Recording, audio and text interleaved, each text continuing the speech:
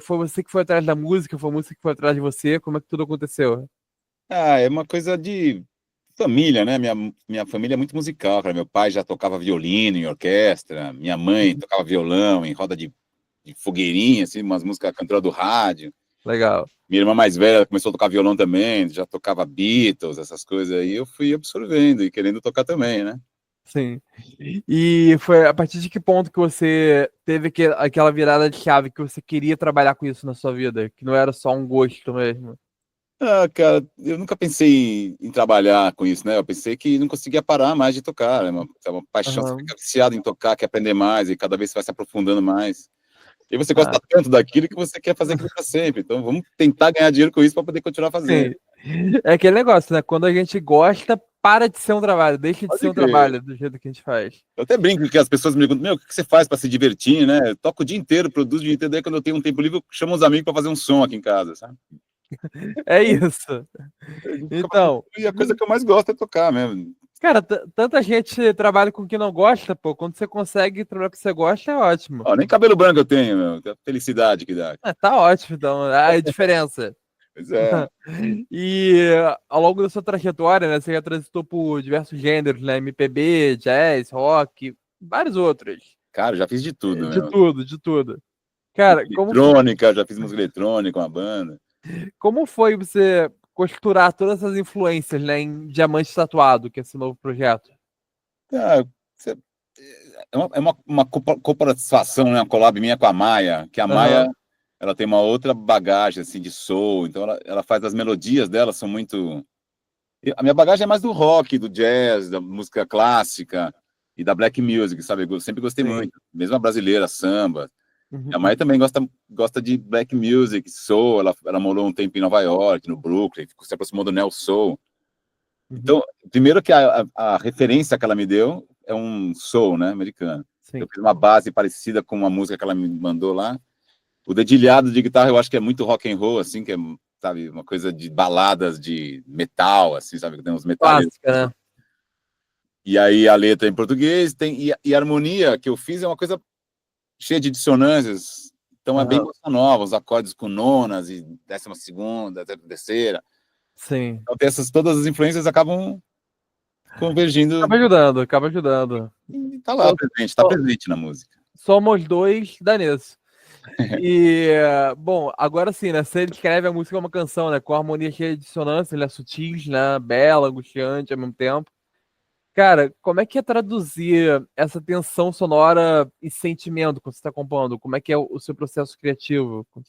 Nesse caso aí, é até curioso, porque a gente estava trabalhando, eu e essa parceira Maia, Uhum. à distância, na pandemia, ela me mandava uma referência, eu ouvia a referência, tentava reproduzir o mood e sei lá, um riff harmônico que tem nas músicas, tentava fazer parecido sem ser igual, assim, né, com uma originalidade.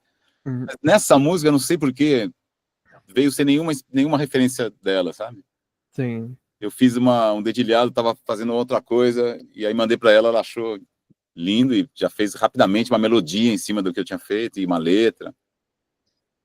Então foi espontânea, até aí foi espontânea. Mas geralmente você tem um processo, uma receita de bolo de como nasce uma música sua ou não? Ela vem de diferentes formas. Cara, ela vem sempre de um estímulo qualquer, você tá ouvindo alguma coisa, ou você tá vendo TV, sabe, com o violão na mão, de repente vem da... Vê alguma coisa ali, você vai anotando, você vai fazendo. Também eu gosto muito de fazer música em cima de letras, né? Então eu recebo muitas letras dos amigos, assim, e aí eu faço uma melodia e uma letra em cima do que tá lá, né? Com a Maia é diferente, que ela gosta de fazer as melodias, ela faz as melodias, eu faço só as bases. Mas assim, inspiração para compor, às vezes uma letra é uma puta inspiração, né? Você lê Sim. a letra e já vem uma música na sua cabeça. Você dá vida ao poema. É isso. É isso, né? Você tem que É, penetrar lá no poema, ver bem as palavras e tentar traduzir aquilo em encaixar. música. É uma delícia, eu gosto muito de fazer isso. Muito bom. E a parceria com a Maia, ela nasceu em 2018, né? Vocês já criaram diversas faixas juntos também. Pois é. Como é para você esse processo criativo a dois, especialmente quando isso que te falou, né, envolve distância, né? Vocês estavam no meio da pandemia também quando começaram esse projeto. Como é que foi tudo isso? Eu achei bem único e original e deu super certo, assim, me senti bem confortável, né? Você fica em casa, tem que ter uma coisa... Compor é uma coisa muito íntima, né? Você precisa de uma solidão, um ócio criativo, tem que ter um tempo lá. Então, quando você está compondo com alguém assim, junto, vamos fazer uma música hoje, senta aqui do lado, você fica meio aperreado de fazer logo, para não ficar dias ali com a pessoa do lado. Não é uma coisa que funciona sob pressão. Não é essa pressão. Daí, nesse caso, ela me mandava uma referência, eu ficava com o meu tempo, fazia uma base, mandava para ela, ela no tempo dela fazia uma melodia, voltava para mim. Aí é esquisito a distância, assim, né? Mas foi super eficiente, cara. Você foi tranquilo e, sabe, a gente não tinha desgaste nenhum, gostava de tudo. Ia caminhando fácil, cara. Nem sei como vai ser agora que acabou a pandemia, como é que nós vamos compor. Faz tempo que a gente não compõe, inclusive. Ou a distância ou presencial, talvez. Vai testar presencial para ver se dá certo. Vamos tentar presencial agora. Bom, em Diamante Tatuado, né, você precisou ajustar a harmonia, né, para acompanhar o refrão, né, criado pela Maia também. Isso. Como você encara esse tipo de, não sei se é desafio, né, que você teve, né? E em que a música exige de você uma escuta ativa, flexibilidade? Primeiro foi uma surpresa, assim. Eu fico muito surpreso com a capacidade da Maia de fazer isso, sabe? Pegar uma coisa ali, ela começa a fazer uma melodia em cima do que tá, de repente a melodia vai embora, assim, eu falei, meu, onde ela tá indo, cara? Parece que ela foi fora da melodia, sabe? Sim. Fora da harmonia, totalmente, ela tá exigindo que eu... Tem a linha e ela consegue sair. Que é uma coisa muito surpreendente, sabe? Daí eu fico obrigado a... Acho que ela nem percebe que tá saindo errado, assim, ela tá continuando, mas para mim, aquilo ficou claro que é uma outra parte da música. Sim. Aí ela voltava para mim, eu fazia uma outra parte, e daí cria uma música de duas partes, que era uma. Isso aqui é uma colaboração. E a capacidade mais dela, assim, de ter essa visão de sair fora e criar uma outra coisa. Que a letra também, a letra vai fazendo a letra, ela vai pedindo outra coisa, né? A gente fala que saiu errado, mas é um errado que deu certo. Exato, tá fora, mas tá certo. Tá certo. Tem uma dissonância, que é uma coisa que a gente gosta, né? Verdade. Um estranhamento. E isso que torna a música original, né? Parando pra pensar, isso. né? É justamente isso, que experiência é essa. E a faixa ela tem um riff leve também, né? Que além dos elementos do neo soul, né? Blues, MPB, quando você tá compondo, o que é justamente essa questão, o que vem primeiro pra você? A atmosfera que você quer criar ou a estrutura que você já pensa que vai ser a música? Eu penso muito em riffs, né? Em coisas repetitivas, cara.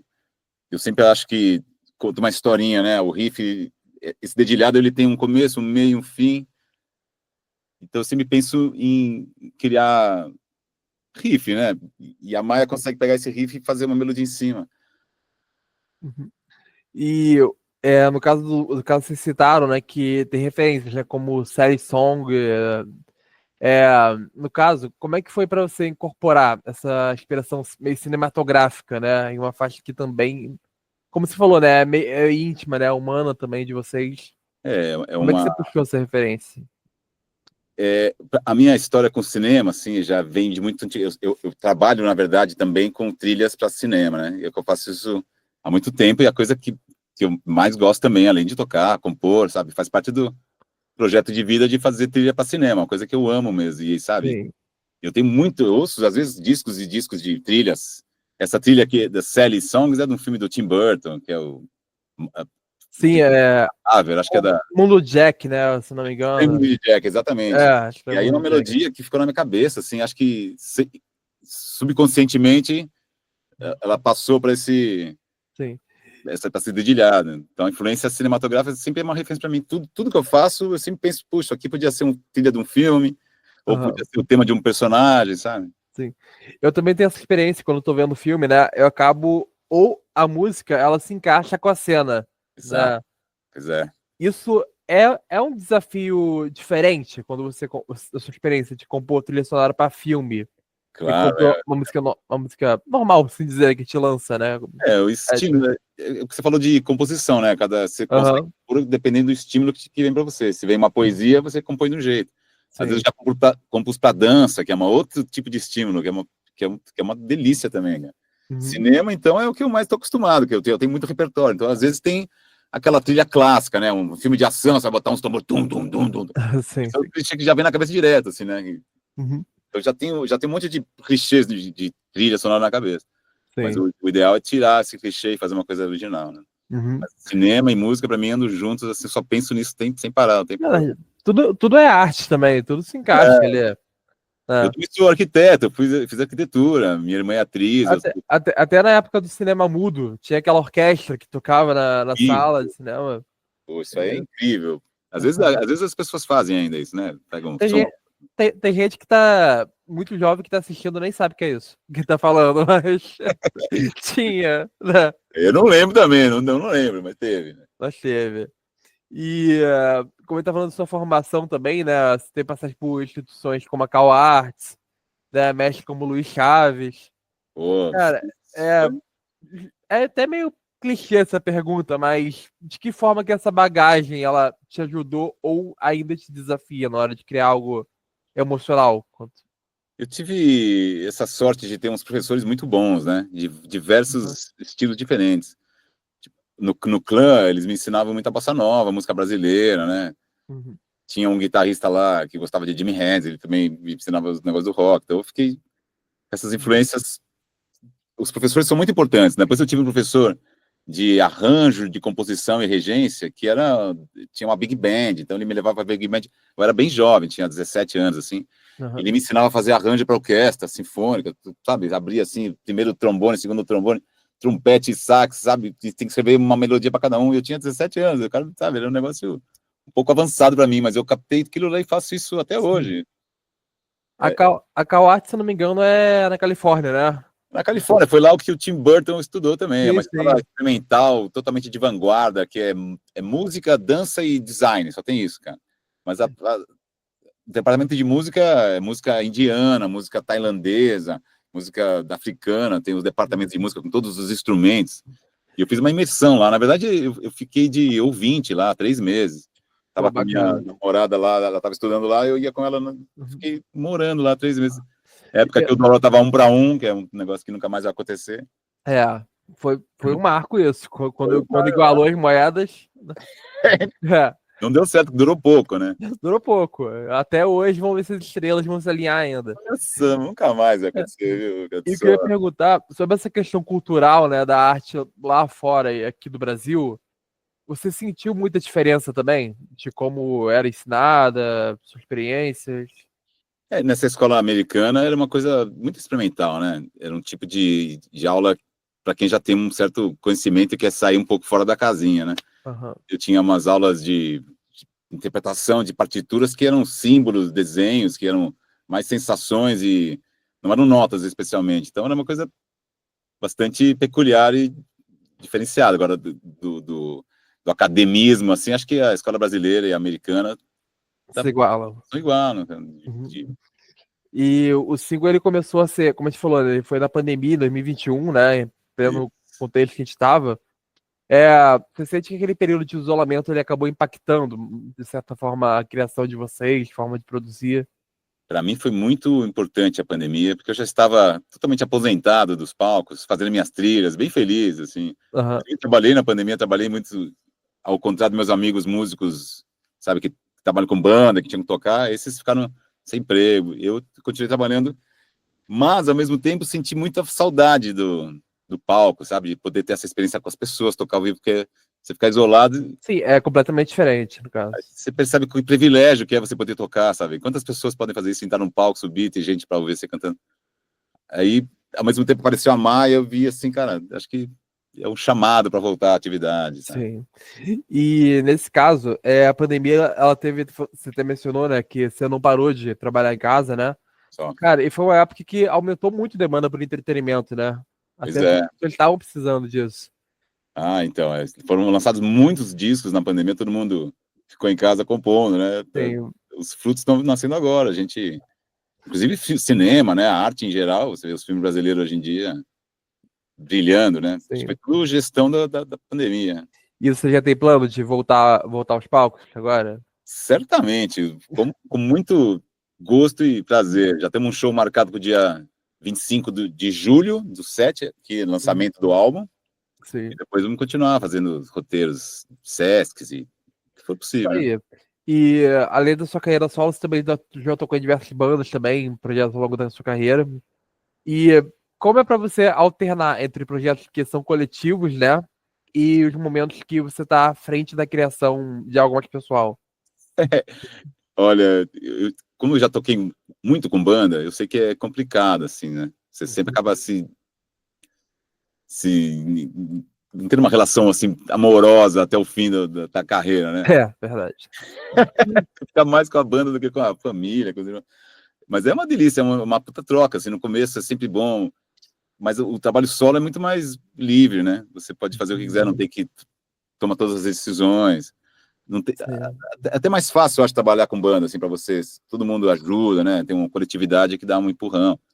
Agora, sozinho é mais trabalhoso, mais difícil, mas é mais livre, eu acho. E hoje você sente saudade de tocar em banda ou não? Não tenho muita saudade, cara. Eu tenho saudade dos palcos, de tocar, de fazer as pessoas se divertirem, assim, mas de Sim. esses compromissos, de ter reunião e ficar discutindo tudo com todo mundo toda hora, sabe? Aí não dá, não. Chegou no momento que você fazia uma música e chegava, mostrava pra banda, a banda falava, não gostei dessa parte, não gostei, vamos trocar, começa a bater a mão, sabe? Quando você tem um filho que o pessoal fala, não, vamos botar Sim. ele é loiro, vamos fazer ele ficar moreno. É, não dá, não. E Tá. a canção, né, ela tem uma estrutura que desafia definições, né? Não é exatamente uma balada, nem exatamente uma faixa pop. Pois é, Ou também não sei. seja, Não é sei isso que eu definir. ia falar. Quando você está produzindo algo novo, como é que você lida com essa expectativa do público, né? Versus desejo de experimentar também. É, a gente, Porque a arte ela é aberta a interpretações. sinceramente, eu não fico pensando muito no público que vai gostar, né? Eu faço pra mim, eu acho lindo, Aham, cara.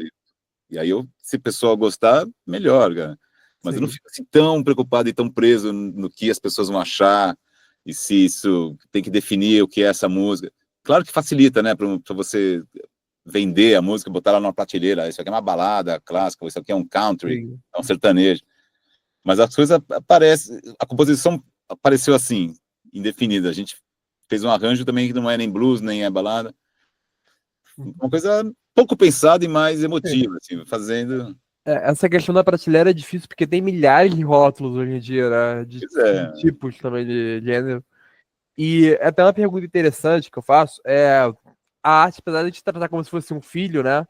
Ela é o nosso ganha-pão, né? Nosso produto, né? Que a gente produz, né? sim. Você geralmente, você vai muito pelo o que o mercado tá pedindo, né? Ou pelo que você quer cantar, o que você sente vontade de cantar mesmo. É, como eu falei, realmente eu me preocupo muito pouco com o mercado. O meu trabalho autoral, assim, eu tenho preocupação nenhuma Aham. com sucesso ou com o que o público vai achar. É um prazer Sim. pessoal meu, é uma necessidade, mais do que tudo, de registrar de forma profissional as composições que eu fiz. Mas, assim, trabalhando com a Maia, que é uma pessoa que tem, sabe, canções. Música instrumental, geralmente, é muito menos, tem menos penetração, né, no meio fonográfico, assim, de vendagem, é uma coisa mais cultuada.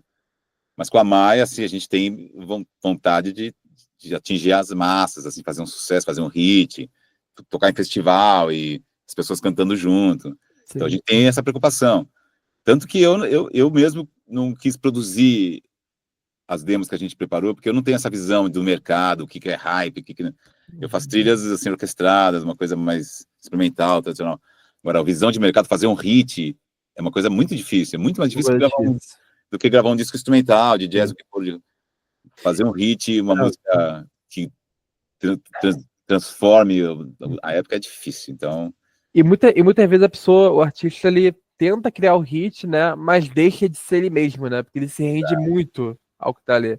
é difícil, isso é uma coisa bem sutil entre se vender e perder a sua identidade e ganhar Verdade. dinheiro, mas E, isso a gente não vai fazer, perder a nossa identidade, a gente tem essa preocupação de sempre. e a faixa lançada junto com o álbum, né? Cinema Paradiso. Eu adorei esse nome, por sinal. É um E filme lindo, né? Um é um filme. filme maravilhoso. E que, justamente, né? É inspirada, né? Por filmes, né? Nesse caso. E a gente até já botou esse assunto aqui também. Todas as músicas que você tem hoje em dia tem uma ligação meio natural com som, imagem, tem essa ligação? Tem, cara. Como eu te disse, eu trabalho com cinema. Antes de trabalhar com cinema, eu era um cinéfilo apaixonado, né? Eu lembro de ir no cinema com a minha mãe ver Tom e Jerry no shopping Guatemi aos domingos, assim. Eu tinha Ah, 8 anos, sei lá. maravilhoso. Depois veio o Star Wars, sabe? 77, um negócio que eu fiquei retardado de alucinado, assim. Não, e aí eu comecei a ir em cinema toda semana. Teve época que eu ia 5 vezes por semana. Ia na mostra de cinema, comprava carteirinha, ia 3 filmes por dia. Era completamente viciado em cinema, cara. Sim. Aquilo de fazer música para cinema era um sonho que eu realizei. Então, a partir do momento que eu comecei a fazer a primeira trilha que eu fiz para cinema, ou para teatro, ou para internet, eu não lembro, acho que foi para uma peça de teatro. A partir daí, tudo que eu faço é pensando em imagem. Bacana. Acho que antes também, eu não sabia, mas também, sempre, as minhas composições são todas com uma visão cinematográfica, assim, pensando em virar uma trilha uma hora. E além da música, nesse caso você falou do seu gosto, né, que vem desde sempre, você nunca pensou em trabalhar com produção, no caso, animação, produtor, você nunca pensou em ir para esse lado também? Eu penso em fazer um filme, sim, fazer produção, tem uns roteiros aí, tem umas sinopses que eu imagino, e aí talvez um dia entrar no edital e fazer a trilha com certeza, né? Eu já penso, eu penso em trilhas, e aí fico imaginando um filme para encaixar nessas trilhas, né? Então, eu queria fazer assim, quem sabe? Eu lembro que minha maior paixão era. Eu comprava o DVD na época, né? Muita gente também não sabe o que é DVD hoje. Infelizmente. DVD, VHS, tudo saiu. Mas era ver o making-off do filme. Eu achava incrível. Também adoro, também Criavam adoro. aquilo. E eu já participei de um filme, que eu trabalhei com o estúdio que eu tinha um estúdio, tinha um sócio que era do ramo de cinema, o pai era cineasta, o tio era produtor, e a gente entrou no edital e ganhamos o edital de fazer um filme. Bacana. Chamamos a Débora Seco, Rubens Mauro, fizemos um filmão, eu participei das filmagens e aquilo foi lindo, eu achei incrível. Eu fazia parte da direção de arte, assim, assistente de direção de arte. Sim. Mas assim, é um trabalho tão coletivo, tão difícil, árduo, cara. As pessoas se dedicam tanto, sabe? É um amor que eu faria de novo facilmente. E a gente, quando vê um filme, a gente não faz ideia da quantidade de gente envolvida. Faz Né? ideia. Daquilo. E as cenas noturnas, aí você tem uma hora sem só filma de manhã. Então você tem que acordar 6 da tarde, 6 da manhã você tem que estar lá no negócio já. Sim. Aí depois muda as noturnas, aí você tem que estar lá às 9 da noite. Cara, é uma dedicação. Sua vida acaba. Você se dedica a um filme, você não consegue fazer mais nada. Cara, é você ver o crédito final, pô. Você vê 2 horas de filme. 2 horas de Aí filme. você fala, olha quantas pessoas tiveram ali pra você ver esse filme. Não, é impressionante. Fazer um disco é coisa fácil, cara. Você faz aqui no seu quarto, aqui no meu estúdio caseiro. Fazer um disco inteiro aqui, agora um cinema. E, no caso, muitas músicas, quando começam, né, elas passam por várias transformações, né, na letra, né, esse processo todo. E Diamante Tatuado, ela teve muita diferença no que está sendo lançado agora para a versão que vocês iniciaram lá. Ela já teve vários nomes, para começar. A gente teve até um problema aí, que a gente já tinha registrado ela contra o nome lá no ECAD, e ela chamava Estampa da Versace, que tem uma parte que fala lá, Estampa da Versace. Mas depois a gente achou que Diamante Tatuado era melhor, então a letra já mudou, assim, o título já mudou muitas vezes. E o arranjo, quando eu fiz a demo, era uma coisa mais eletrônica, tinha um beat eletrônico, tinha menos organicidade, assim. Agora tá mais suave. E também nessa versão que a gente fez agora tem uma segunda parte que ela dá uma virada na música, tem um groove, uma convenção de baixo guitarra, e depois tem um solo de guitarra. A versão original não tinha nada disso, era só voz, o riff, um beat bem mais minimalistinha. Mas as duas, a essência tá lá das duas. Isso aí. E você, na divulgação, né, você se definiu como uma pessoa que busca a sofisticação harmônica, né? Mas também a simplicidade emocional. Sim. E nesse caso, como é equilibrar essas duas forças, né? Você ter o técnico de um lado e o sensível do outro. O lado sensível do outro. Cara, é natural seu, no caso. É uma coisa natural. Eu e a Maia, no caso, a gente tem umas referências parecidas de jazz, assim, de bossa nova, de soul, né, music. E gostamos dessas harmonias mais sofisticadas, sabe? Mas a gente, ao mesmo tempo, fez música que tem 2 acordes, que são 2 acordes bem básicos, bem simples. Então a gente vai permeando, assim, vai variando um pouco. Vamos fazer uma coisa mais simples. Agora a gente tá querendo fazer uma coisa mais feliz, dançante, sabe? Nosso projeto agora é fazer umas coisas mais dançantes, assim, pegar que é tudo que a gente fez até agora é um pouco relax, mais para trás. Mais balada, né, agora. Né? Baladinhas românticas. Isso aí, a gente cada momento é um momento, né? Isso aí. E para a gente poder finalizar, você sabe que a arte ela pode ser de várias formas, ela é muito abstrata, né? Cada um que ouve pensa uma coisa da música, reflete uma coisa da música. Mas, como autor, que tipo de sentimento você espera despertar em quem está escutando sua música a primeira vez? Cara, eu queria despertar atenção primeiro, sabe? Que a pessoa ouça aquilo e não pare de ouvir. Porque queria que fosse envolvente, que tirasse aquela pessoa do que ela estiver fazendo. Se ela estivesse ouvindo aquilo, que ela realmente parasse, respirasse e absorvesse ali. E tentar ouvir a letra, ouvir os arranjos, né? Não que seja uma coisa passiva que você ouve e continua fazendo o que estava fazendo, sabe? Sim. Então, Simon, mais uma vez, muito obrigado por ter aceitado o convite. Adorei conversar com você. Um prazer é todo meu, cara. E para quem quer acompanhar o lançamento, quer acompanhar seu trabalho, onde é que a gente encontra? Plataformas, redes sociais? Tô no Instagram, lá é ssabud@gmail.com, e lá eu deixo data de show, lançamentos, faço uns videozinhos, versões de música. Plataformas também tem todos, né? Spotify também encontra. Vai lançar dia 20, vai lançar o single, e dia 27 lança o álbum inteiro nas plataformas. Isso aí. Valeu, Simon. Um abraço. Valeu, cara, prazer, obrigado. Prazer.